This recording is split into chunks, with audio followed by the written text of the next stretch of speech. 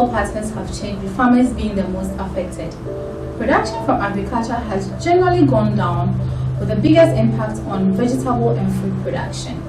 A report compiled by the Lancet and published by BBC shows 11 million people die each year of bad diet, with most of those affected not having eaten fruits and vegetables as part of their meals. Imagine being able to farm all year round fruits and vegetables. We have resigned ourselves to the fact that certain crops cannot be grown on certain lands due to their arid nature. Ecovillage Natoun is breaking that myth. Hello there. The month is April, the year is 2019. Fewer rainfalls have been experienced in sub-Saharan Africa this year than in all other years, especially in the northern parts of Ghana, Togo and Benin. The lands are dry and arid. Here at Ecovillage Natoun, Seda and Tiyeda have managed to keep this center so lush with green and vegetation. There are fruits that have blossomed out of season, and there are vegetables. How have they been able to produce fruits and vegetables despite the lack of rain? This is why we're here. Keep watching.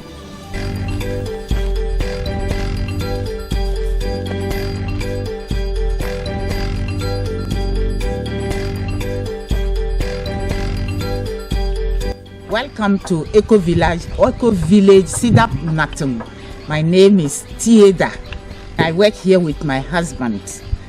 We started 10 years ago. This land was very poor, weary. There was no grass. Even the trees that you can see today started because we protected them from fire and then cutting down the trees by the farmers abusively. But today we are very happy to see all the changes that have occurred on the land. You can see the mango trees, the mangoes hanging down beautifully, and then other fruits too as we go along to the site. Thank you for coming. On neighboring farms and lands, production is low, as seen here with the harvesting of cassava from a neighboring farm. Now, let's compare it with cassava harvested from Ecovillage. Mind you, both trees were planted at the same time and harvested on the same day.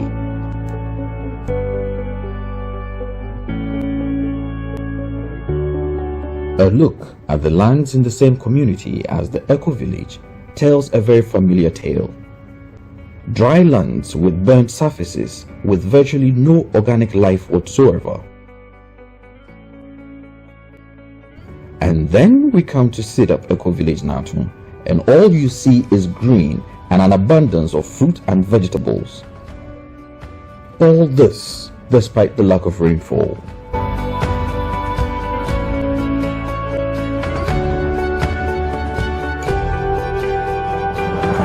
We will learn more about how this remarkable feat has been achieved and how Ecovillage is fertilizing arid hearts and lands.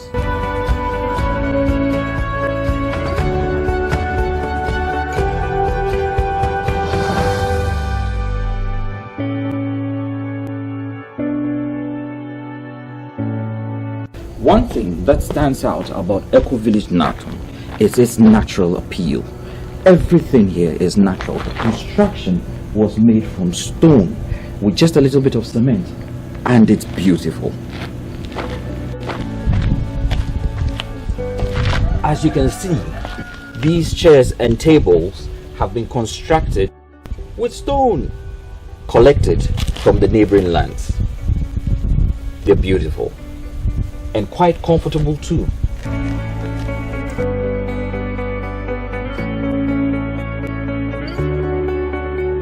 Established in 2011, the center boasts of several species of wildlife and plants which have been preserved thanks to Seda and Tiyeda's vision.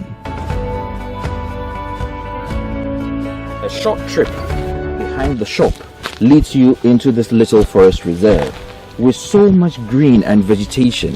This is normally not supposed to be possible, especially when there haven't been any rains in months.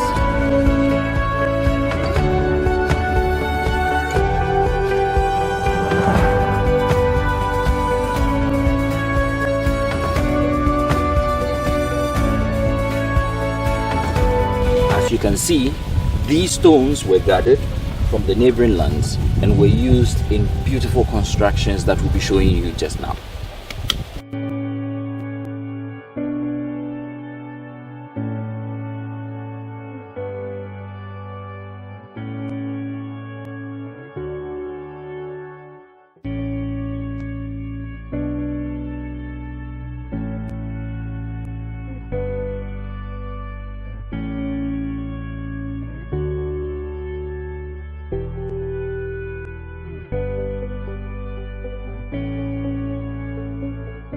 This is beautiful.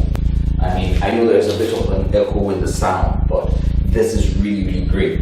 If you can see it, the stones have been nicely arranged, and you have a bit of mud in the middle holding it together, and it's been nicely polished. The room is quite spacious. It's really big. If you were here, you'd get the essence of how huge it is and how beautiful this looks.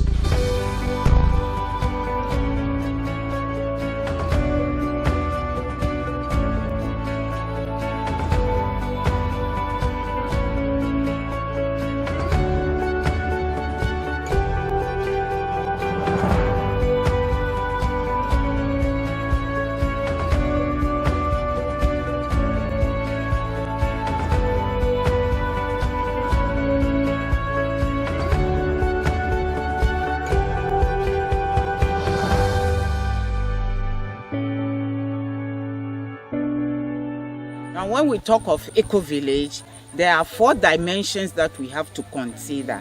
First of all, the cultural dimension, social, ecological, and economic dimension. In this center, we practice reforestation. As you can see, all these trees, most of them were already there, but we just assisted them and they are growing. So reforestation, creation of water retention spaces to maintain enough water on the plot. We also train the people to become environmental friendly, if I can say it so. And another activity is that we do food processing, organic farming, and then we sell the finished products that we produce on the plot. These are some of the activities. Normally we practice from the beginning naturally assisted regrowth techniques. In these techniques, we fight against bushfire. We don't use fire to clean the plots, and we don't cut the trees. And then the existence of water retention spaces on the ground, on the site, is a wonderful advantage, in that the infiltration of water through the body of the earth creates lush vegetation in the surrounding environment, boosting the life of the trees. So this is how we try to keep the place green. If you have to do this kind of earthworks, you have to be in relationship with different communities. So community solidarity is very, very important. Even if you have to do it on a small level, a small scale, let's say at farmer level, each farmer trying to replicate this on his farm. I think as time goes by, in the whole community, there will be a water retention space. When we came here, the land was naked. There were no trees. Today, we have a dense vegetation where many people come for research, for studies, and we share with them. We have the sky. The sky is everywhere in the world. And when it's raining for everybody. And this is the resource that we harvest. We don't need big machines. As you saw, there are no big trucks, no big machines to dig. We just use our cutlasses, our hoe, and then the pickaxes to dig. So if, let's say, an individual farmer decided to do something like this in his own farm, it's possible. He just has to be in relationship with the neighboring farmer, and then together they unite their energies, and then they can do it. Now, if you want something big like this, we call a school. An individual person can't own this, can't have this, can't create this. Now, this is meant for more than almost all the communities in the environment.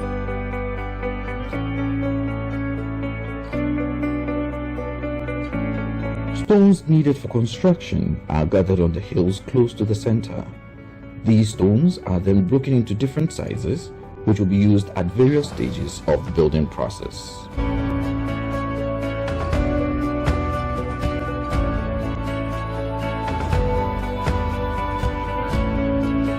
So after a way off from walking all the way over there, the ladies and I have come here to fetch the water, as you can see behind me.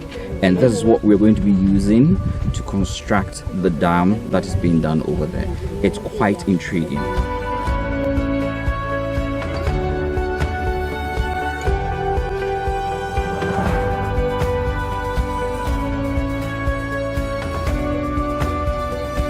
The initial water retention spaces have been overtaken by weeds, and Seda and Tiyeda, along with members of the local community, worked together to clean it up.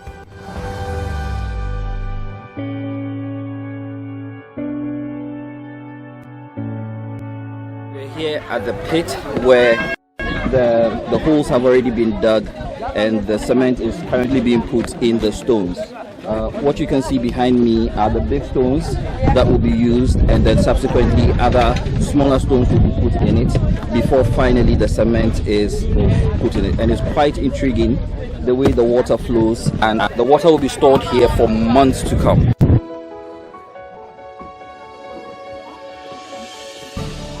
Ensuring the water retention spaces are maintained ensures low erosion on farmlands, nutrients for the lands, grass from the system is used as fertilizer on the land,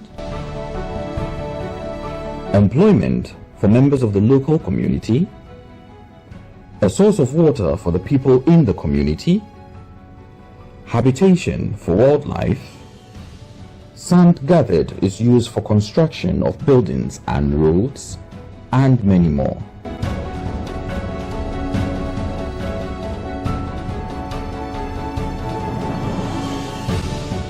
I'm trying to get into this, and it's quite big. See? And I'm still going. This is impressive.